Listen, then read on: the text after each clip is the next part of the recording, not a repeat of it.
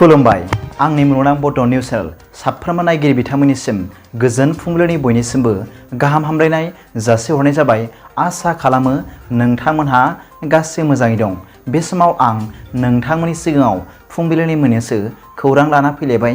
अन्नानै भिडिअखौ स्किप खालामाजासे जोबजासिम नायलांदो। दिनैनि फुंबिलिनि मोननैसो खौरांफोरा जाबाय। गिबि रादाबाव दं रायजोआव आरोबाव जिनाहारि खालामनाय जाथाय।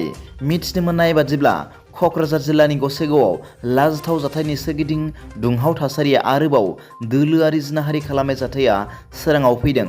मख'नो गोनांदि गसाइगाव सिमलटापु थानानि सिङाव थानाय गंसे गामियाव सानै उन्दै हिन्जावसाखौ मुगैथाव जिनाहारि खालामनाया सोराङाव फैदों।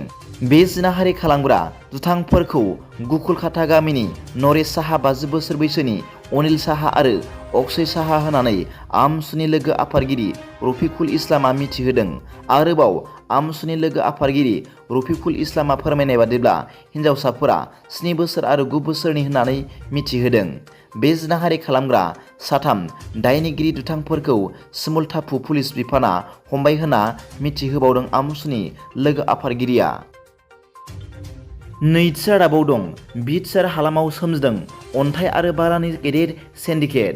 खौरां मोननाय बादिब्ला बे आयेन बेरेखा फालांगिजों लोब्बा थानाय सानै बर' सुबुंफोरखौ पुलिसा हमनो हाबाय होनना मिथिनो मोननाय जादों।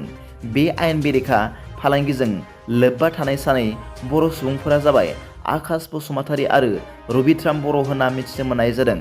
मिथिनो मोननाय बादिब्ला बे आयेन बेरेखा फालांगिजों लोब्बा थानाय गुबुन सुबुंफोरखौ पुलिस हान्जाया संदानना नागिरगासिनो दं होनना मिथिनो मोननाय जादों।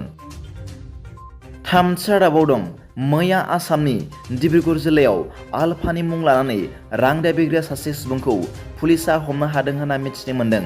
खौरां मोननाय बादिब्ला बे दुथां रां दाबिग्राया सासे पुलिसखौ गाग्लोबनो नाजानाय समावनो पुलिस हान्जाया गुलि गावना जखम खालामना हमदों होनना मिथिनो मोननाय जादों।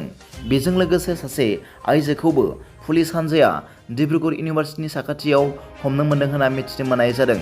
खौरां मोननाय बादिब्ला आइजोनि गाननाय खसाब सिंनि बेगनिफ्राय 3 लाख रां बोखांनो हादों होनना मिथिनो मोन्दों। बे रां दाबिनायजों सोमोन्दो थानाय दुथां सुबुंफोरखौ हमनो थाखाय पुलिस आर्मि आरो CRPF जुथायै अपारेसन खालामदोंमोन होनना मिथिनो मोननाय जादों। ब्रैथि रादाबाव दं दासान्दि दैबानानि महरा गिथाव बाथाव महर लागासिनो दं आफगानिस्तान आरो पाकिस्तानाव।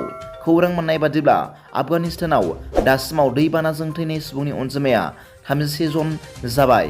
74 सुबुंफोरा गोब्राब जखम जादों आरो 41 जन सुबुंफोरा गोमानानै दं होनना मिथिनो मोननाय जादों। दिनैनि फुंबिलिनि मोननैसो खौरांफोरा दा बेखिनिल'मोन।